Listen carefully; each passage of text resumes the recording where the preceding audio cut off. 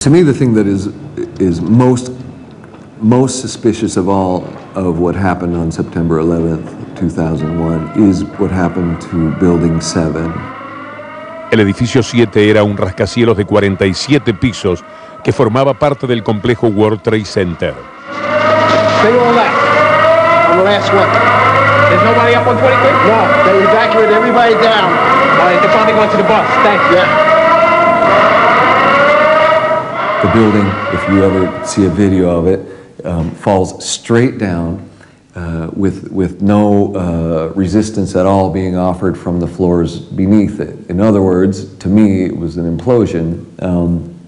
The strange thing is that because of the repression of the media in the United States, very few people in the United States even know about Building 7. But it was not just that 2 skyscrapers fell that day, it was in fact 3 skyscrapers fell that day.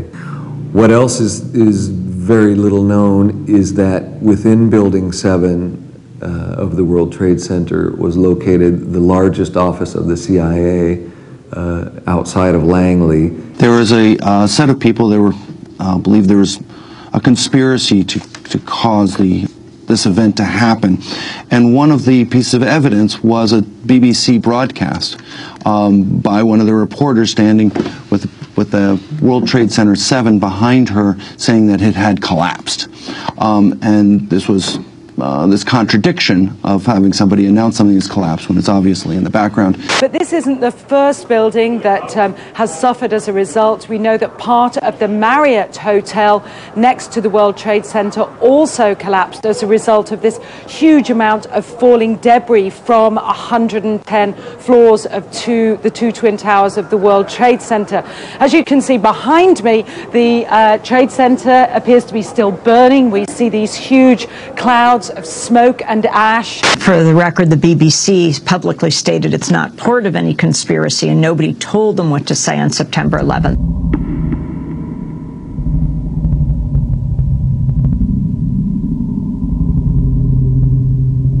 And the situation doesn't get any better in New York at this hour. As we go live now, pictures once again, another building has collapsed. The two towers are gone. So it's got, there's a... Is this a third building now in New York? This yes. is a third building. We don't know. This is some of the problems of technology, and that is that the pictures advance the facts.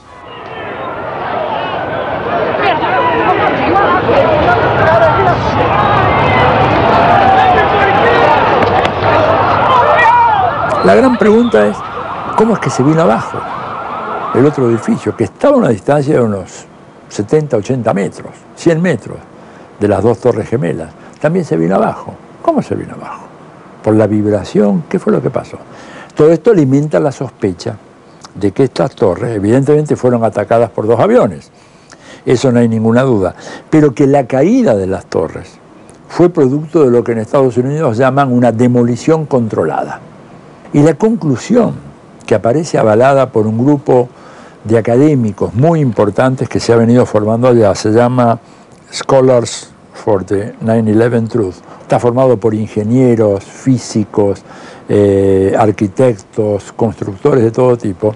Es que esas torres no pudieron haberse caído como producto del impacto de los aviones. Después de la caída de las torres, se naturalizó el ejercicio de la tortura como una práctica en los Estados Unidos. La administración Bush se escudó en su uso preventivo. Este es el eje central del documental Torturando a la Democracia.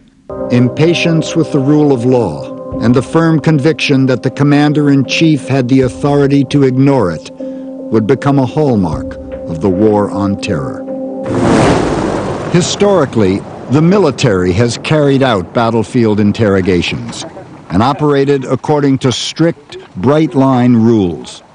In the chaos of Afghanistan, agents took their pick of the prisoners. These terrorists. Yes. Yes. Yeah. These men are terrorists. I believe. These men are terrorists. All these men are terrorists. I think you terrorists. You come here to Afghanistan to kill people. We're in the middle of a global war on terror, and commanders have information needs that need to be answered now. In fact, better yet, they should have been answered yesterday. Colonel Steve Kleinman is a veteran Air Force interrogator who served in both Iraq wars. At some point, when we realized interrogation was going to be very important after 9/11, the agency apparently looked within its capabilities, its personnel, and found that they didn't have a real formal, structured interrogation capability. A partir de los atentados, la administración Bush va hasta a crear transgresiones con respecto a la justicia, que siempre fue una tradición americana, el respeto de la justicia y que impone la Constitución. It's almost like a conveyor belt. We can hear the sounds of other prisoners screaming, being screamed at, dogs barking. If you can't see anything, you're going to be terrified. It's the dark that humans are afraid of, not the light. Somebody puts a black bag over your head, then you hear the sound of a gun.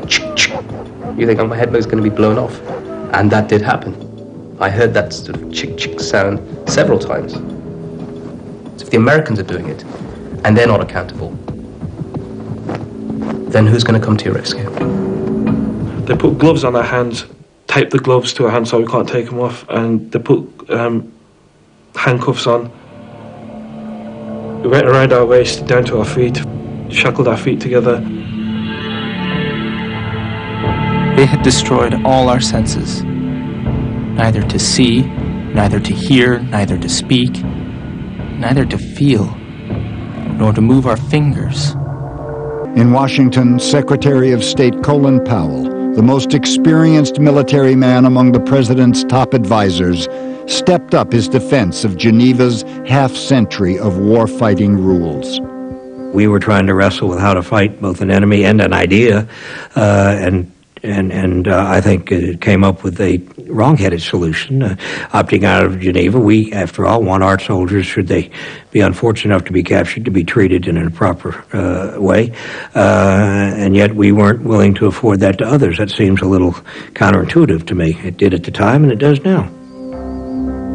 Mientras que se va a crear esa especie de limbo jurídico en Guantánamo, donde se va a practicar detenciones no oficiales con respecto a centenares de personas perseguidas por el mundo entero, raptadas literalmente por cuerpos de seguridad del Estado o de Estados aliados, frecuentemente dictaduras, y se va a someter a esas personas a tortura, a encierro, a castigo, sin que haya ninguna decisión de justicia que lo autorice.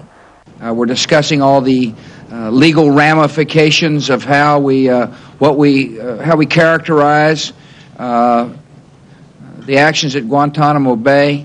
A couple of things we agree on. One, they will not be treated as prisoners of war. They're illegal combatants. Secondly, they will be treated humanely.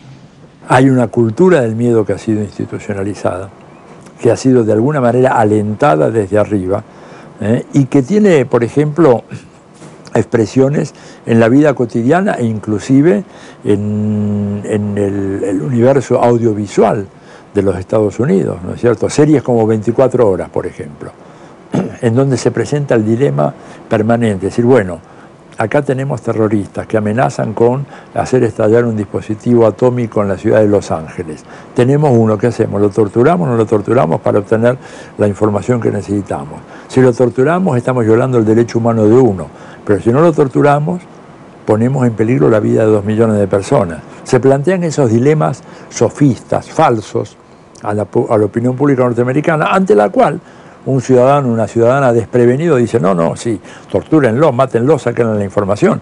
Evidentemente, el cambio principal es que esa misma administración va a también utilizar el pretexto de los atentados para tratar de lanzar una serie de medidas que van a permitir el control de la sociedad.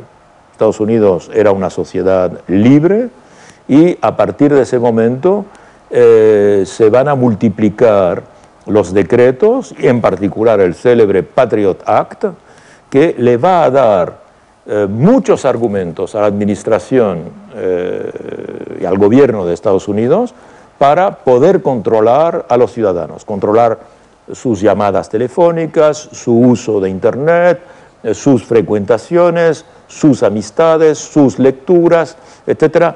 Y lanzar como una campaña de suspición general y cambiar, de hecho, la atmósfera general del país. Atmósfera que, en cierto sentido, el propio presidente Obama no ha conseguido modificar tanto.